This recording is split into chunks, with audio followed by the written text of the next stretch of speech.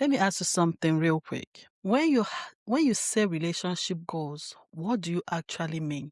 Because if we're honest, sometimes that phrase is full of hope and sometimes is heavy. Maybe it sounds like, God, please just let him love me properly. Or at this point, I just want peace. Sometimes it sounds like excitement. Other times it sounds like pressure. Like, I give an example. Why hasn't this happened for me yet? Am I asking for too much? Did I miss my chance? If you've ever felt that quiet ache in your heart, this episode is for you.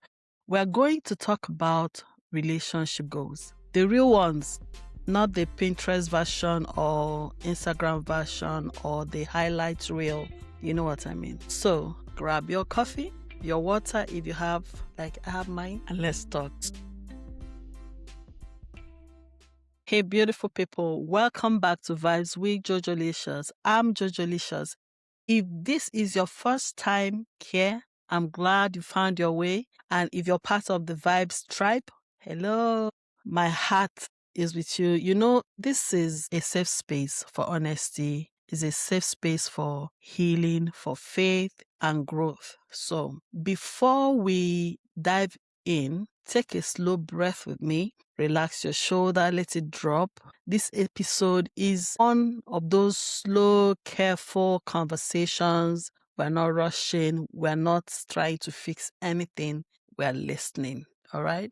Today, we're talking about relationship goals, not from a place of comparison or checklist culture, but from a place of clarity, self-honor, and faith. These are the kinds of goals that actually protect your peace, your purpose, and your relationship with God. And I want you to hear this now. Nothing is wrong with wanting love. Nothing is wrong with still waiting for love. And nothing is wrong with your goals changing over time as you grow. Having said that, let's go right in.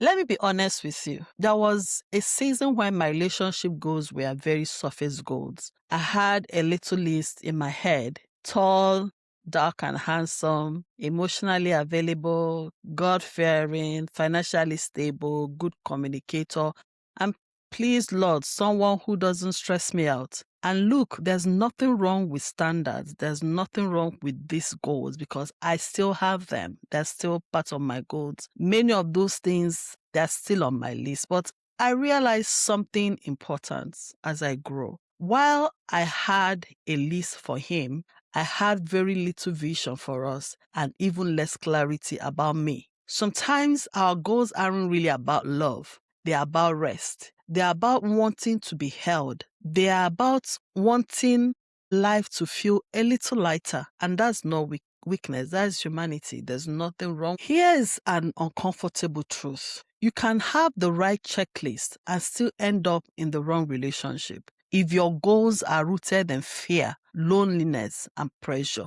When goals come from longing alone, they can quietly steer you away from relationships that look like love but feel like anxiety. You accept half effort because you're tired of waiting. You ignore red flags because starting over feels scarier than starting. You romanticize who someone could be because reality disappoints. And if you're not careful, over time, you shrink. You become quieter and you accommodate more. You stop being honest about your needs, what you really need in a relationship. And then one day you wake up and wonder, who am I becoming? Do I even recognize myself? Healthy relationship goals don't ask you to disappear to be loved. I need you to write that down. I would like us to reframe something. Checklists and relationship goals. A checklist focuses on what you want. Relationship goals focus is on who you are becoming. So what would that look like in real life? What if your first relationship goal was to find peace within yourself, to feel emotionally safe with you? What if it was to trust your intuition again and stop over explaining your boundaries and choose peace even when it costs you connections? You know, as Christians, we often pray for a partner who is emotionally mature. There's nothing wrong with that. But at the same time, we'll be avoiding our own healing, our own maturity. We want someone who communicates well. Meanwhile, we shut down at the first sign of conflict. We want safe love, but we've never fully made peace with our past. We're still dealing with something in our past. Relationship goals are not just about finding the right person.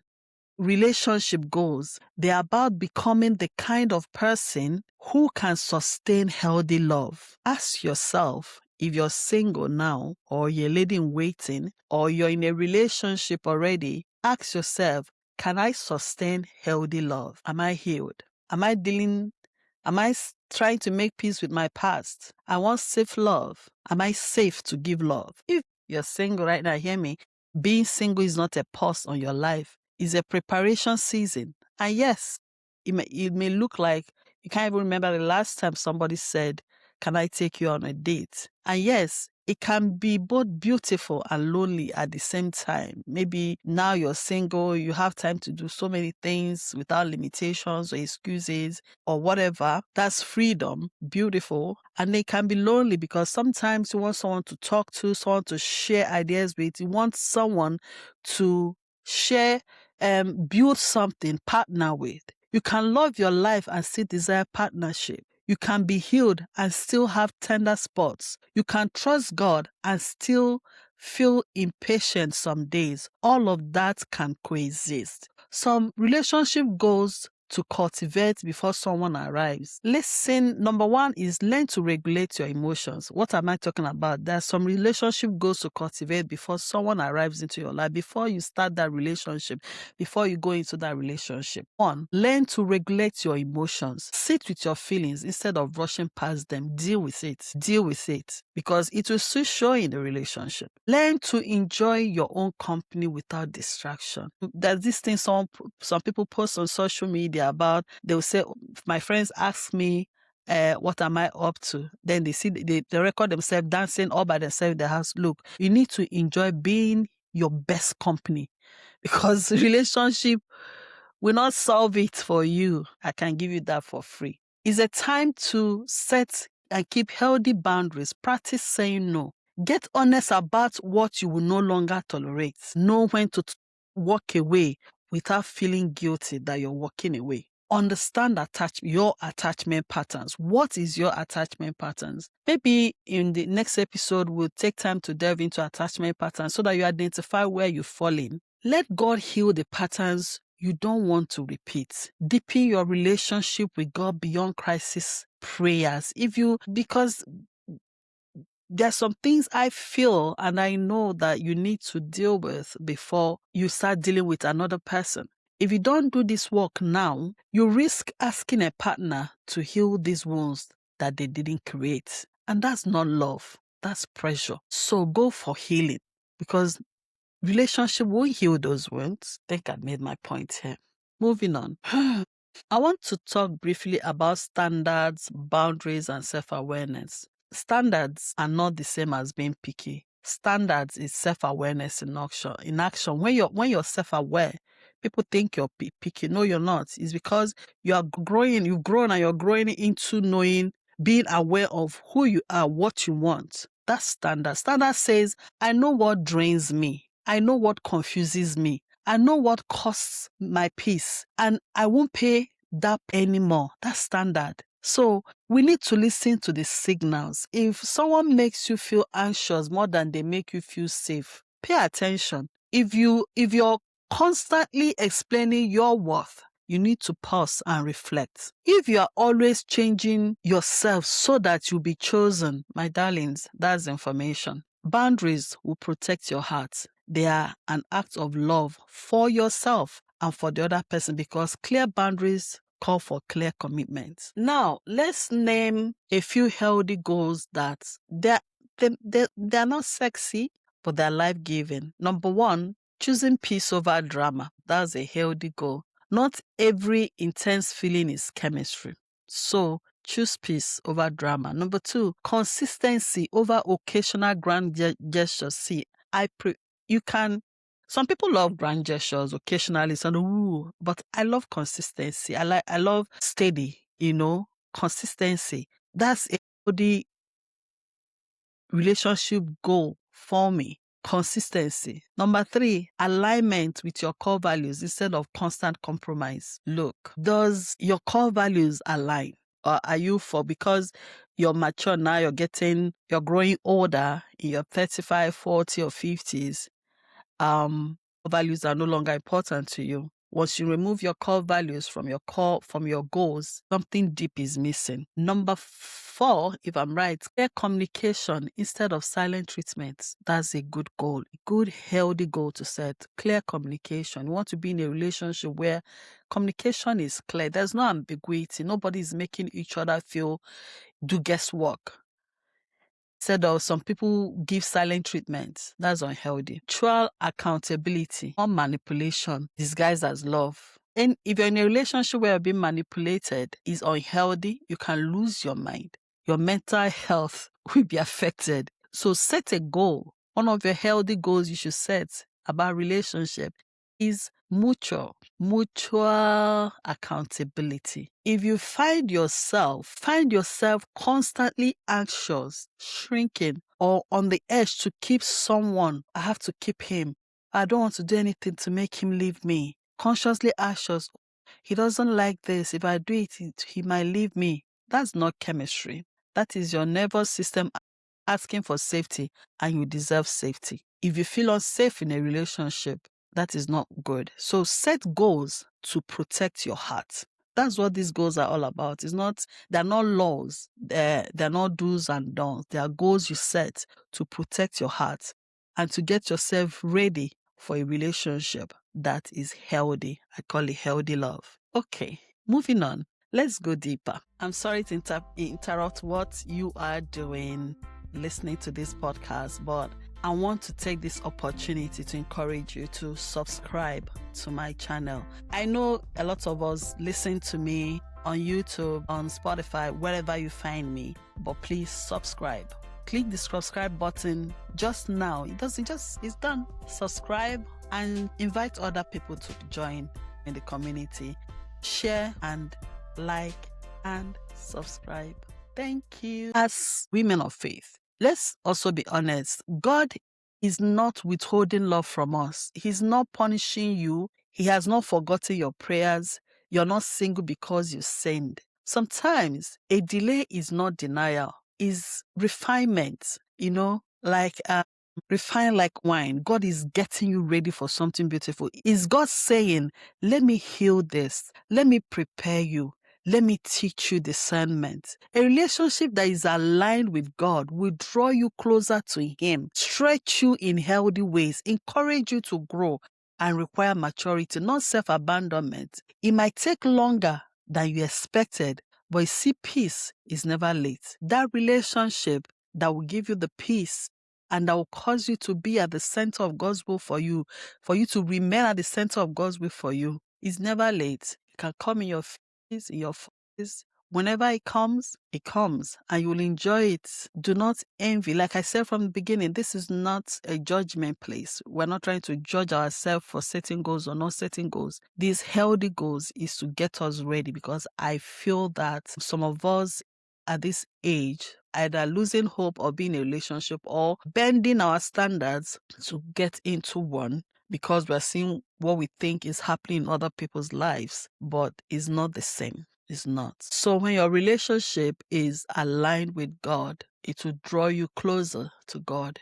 I'm not saying you won't be stretched, you'll be stretched, but you'll be stretched in a good way that brings you into your core, into your purpose, right? So I want us to do a bit of a reflection, like a coffee table questions. I'm inviting you to reflect with me. Let's sit with some of these questions. There's no pressure, just a little journal moment in your mind. If you want to write it, or you listen and then come back and reflect again with me. What are my current relationship goals and where did they come from? Are they from internet? Is it what your mama told you? How did you get that relationship goals you have for yourself? Is it based on what people say relationship goals should be? Sit with it. Number 2, ask yourself, am I chasing connection or avoiding loneliness.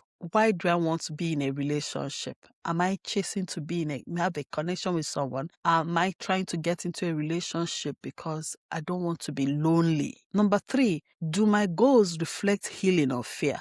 When you look at your goals that you have set, are they reflecting healing or are they reflecting fear? Are you setting goal from the point of healing or from the point of fear? My next point will be, question is, am I willing to become who I'm praying for? You know those things you're praying, I want my man to be this. Are you willing to become who you're praying for? Because you can't be praying for a good man and you're a bad person. Are you willing to become who you're praying for? Do my goals feel calm or anxious? Am I choosing from clarity or from loneliness? What patterns am I ready to release? Because to be in a relationship with someone, you need to let go of some things, some patterns that you do not need, that are unnecessary, that you don't need to take into somebody's life. Then what version of me, this should be the last question, what version of me is emerging in this season? This is a coffee table conversation or questions I want you to ask yourself. Think about it. Don't just gloss over it. Sit with it. Take a slow breath after each question. You don't need to have answers right now. Just be honest with yourself. Because sometimes we are not. We are lost in the feel of love and relationship and goals, what we want to be, or especially if you've just met someone. Sit down. Ask yourself some really self-reflective questions and you'll be happy you did, and tell yourself the truth. Be honest. Before we go, I want to leave you with this. You do not need to rush love. You do not need to lower your standards. You do not need to compete with anyone else's timeline. My darlings, you're not behind. You're not running out of time. You are becoming. You are growing. You are evolving. And you're not too much. And you see those healthy goals you're setting, you're not asking for too much. Those are the bare minimum. So let your relationship goals feel like peace, not pressure. Let them be about alignment, not anxiety.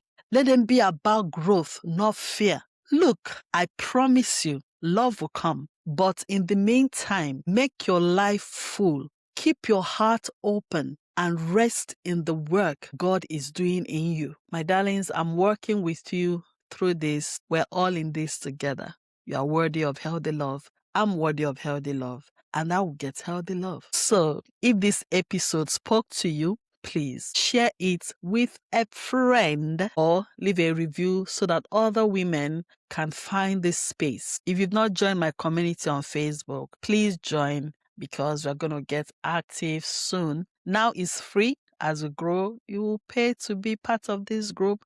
But it is my heart desire to have a community of women that love God and ready to grow, heal, and become what God has called us to be together.